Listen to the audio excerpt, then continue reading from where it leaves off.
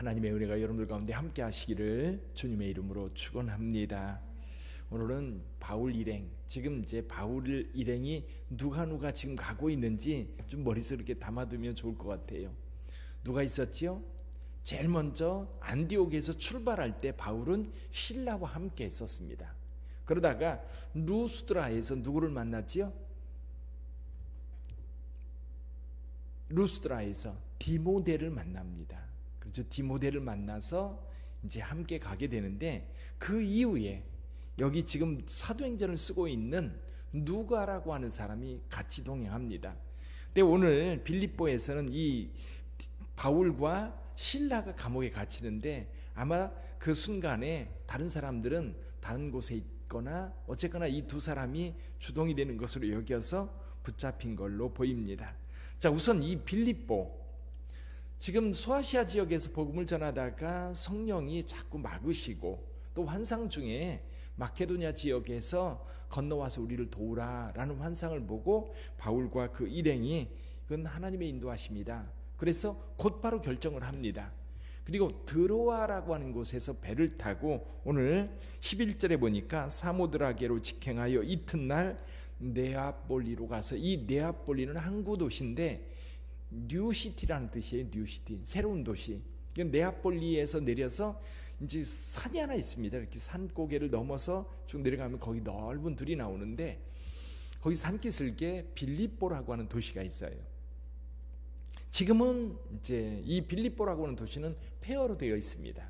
지금 거기 이제 4세기, 5세기, 6세기경에 지어졌던 큰 교회터들이 거기에 여러 개 남아 있는데, 거기에 이제 바울이 이렇게 감옥에 갇혔던 감옥터가 있어요. 이때 당시 감옥은 지하 감옥이에요. 땅굴이죠.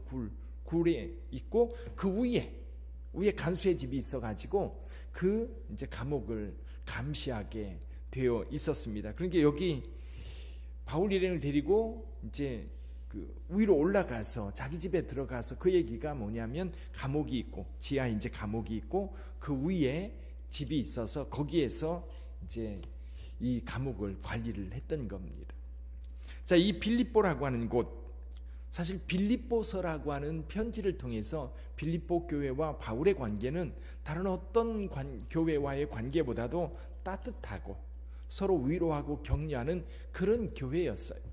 그러니까 빌립보 교회는 사도 바울이 여기서 지금 오늘 이제 거기 있었던 사건들이 두 가지가 있었죠. 큰 사건이 있은 후에 떠납니다. 그 이후에 빌립보 교회는 계속해서 바울에게 선교비를 후원했던, 그러니까 고린도 교회에 있을 때도 그렇고 로마에 감옥에 갇혔을 때에도 사실 빌립보 교회는 이 사도 바울을 계속 후원하고 있었거든요.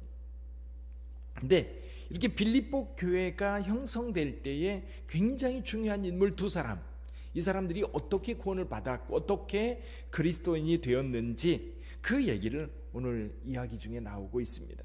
한 사람은 루디아라는 사람이에요.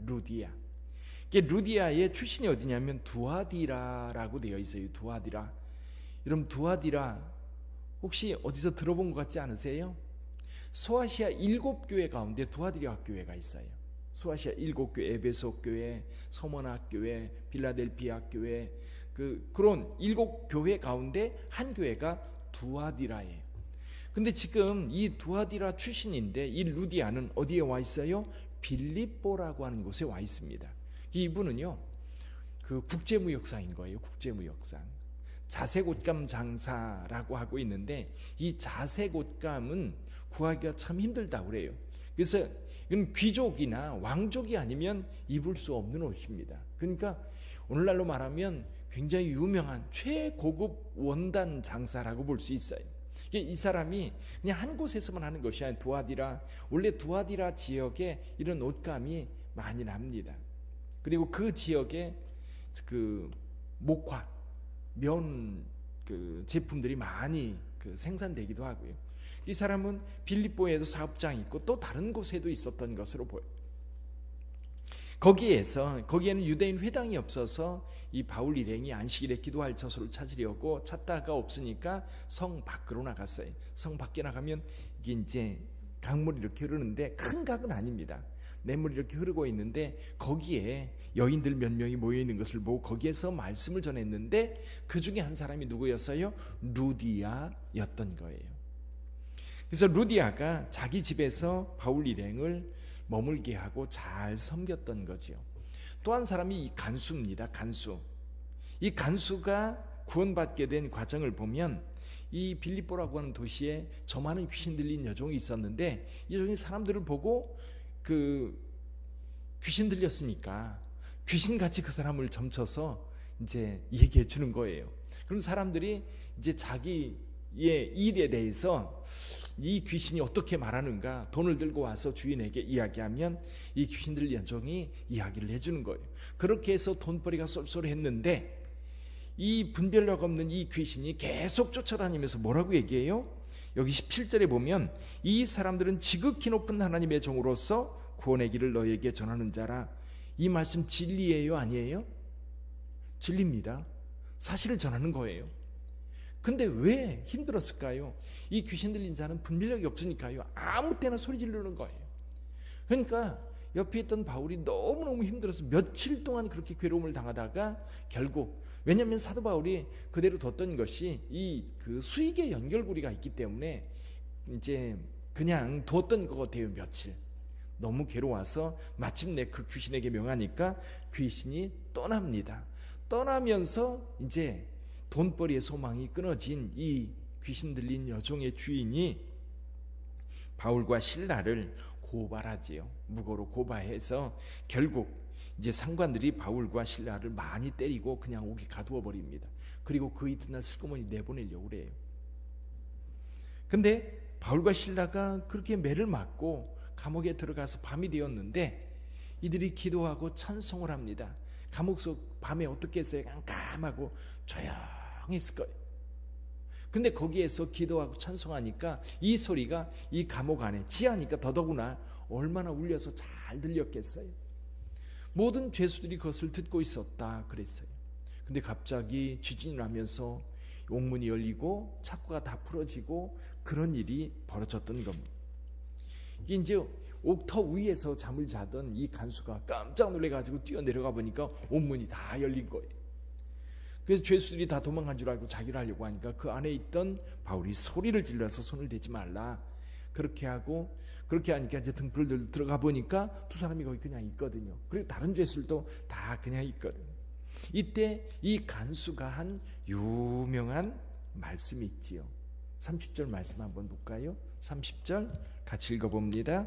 그들을 데리고 나가 이르되 선생들이여 내가 어떻게 하여야 구원을 받으리이까 하거늘. 이 어떻게 하여야 구원을 받으리이까, 이 질문은 모든 사람들이 하는 질문이에요. 어떤 사람은 구체적으로 어떻게 구원을 받을 수 있지라고 의문점을 가지고 또 구도의 길을 찾는 사람들이 있는 반면 또 어떤 사람들은 그냥 무시하고 살아가는데 이 내면 깊숙한 곳에서는 여러분 구원에 대한 소망들이 있어요. 31절 같이 읽어봅니다. 이르되 주 예수를 믿으라 그리하면 너와 내 집이 구원을 받으리라 하고. 할렐루야. 여러분 모두는 이 은혜가 임한 줄 믿습니다. 여러분 주 예수를 믿으라 그리하면 너와 내 집이 구원을 받으리라. 이 진리의 말씀, 이 간수와 이 대화를 통해서 이 구원의 진리는 지금까지 2000년 동안 세상 곳곳에서 선포되었고 그 예수를 믿어 많은 영혼들이 구원을 얻어 새 생명을 찾게 되었던 겁니다. 근데 여기 한 가지 잊지 말아야 될 것이 있어요. 이 간수의 구원을 위해서 실은 바울의 고난이 앞에 있었던 거예요. 그 고난이 있어서 감옥에 갇혔기 때문에 거기에서 기적이 일어나고 이 간수가 예수를 믿어 구원에 이르는. 그러니까 여러분 한 사람이 구원받는 일은 결코 쉬운 일이 아닙니다. 서정주 시인이 이 국화꽃, 한 송이 국화꽃을 피우기 위해서 봄부터 서쪽새는 그렇게 울었나 보다 그렇게 노래하고 있는데 이 구원의 은혜도 그래요. 그냥 지나가지 않아요. 여러분의 구원을 위해서도요, 누군가가 얼마나 하나님 앞에 간절히 기도하고 하나님 앞에 구했는지 몰라요. 또 우리 주 예수 그리스도께서는 십자가에서 그 고난의 길을 걸으셨던 거예요. 교회가 세워져서 여전히 이 세상 속에서 십자가를 높이 달고 구원의 메시지를 전하는 것은 한 영혼이라도 구원하려고 하는 하나님의 간절한 소망, 그것을 위해서 지금 이 땅에 하나님의 은혜가 이루어지고 있는 거죠. 여러분들은 그 은혜 가운데 있고, 또다시 우리는 어떤 대가를 치르서라도 우리 주변에 구원받지 못한 사람들을 향해서 이 예수 그리스도를 전하여 구원에 이르게 하는 저와 여러분들이 되기를 주님의 이름으로 축원합니다. 기도하겠습니다.